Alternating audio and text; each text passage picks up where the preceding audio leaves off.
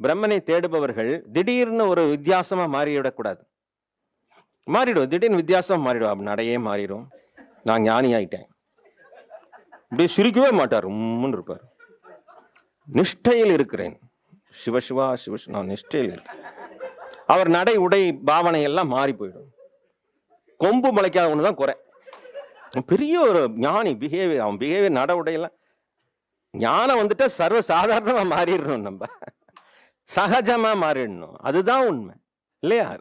ஆனா சாதாரணமா இருக்கணும், அன்பா இருக்கணும், பரிவோடு இருக்கணும். காணும் பொருளில் எல்லாம் இறைவனை காணும் அந்த மனப்பக்குவத்தை என ஆத்மா சத்தியம் என்பதை நான் அறிந்திருக்கிறேன்.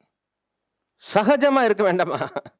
அப்ப நீங்க மட்டும் இவ்வளவு பெரிய ஆசனத்தை போட்டு அவ்வளவு உயரத்துல உட்கார்ந்து கிளாஸ் எடுக்கிறீங்களே அப்படின்னா, கொஞ்சம் உயரமா இருந்தா உங்களுக்கு எல்லாம் தெரியுங்கிறதுக்கு தான் இந்த ஆசனம். இந்த ஆசனத்தினால எனக்கு ஒன்றும் ஒரு பெரிய தகுதி வளர்ந்த கிரேடு வந்துட போறது இல்லை.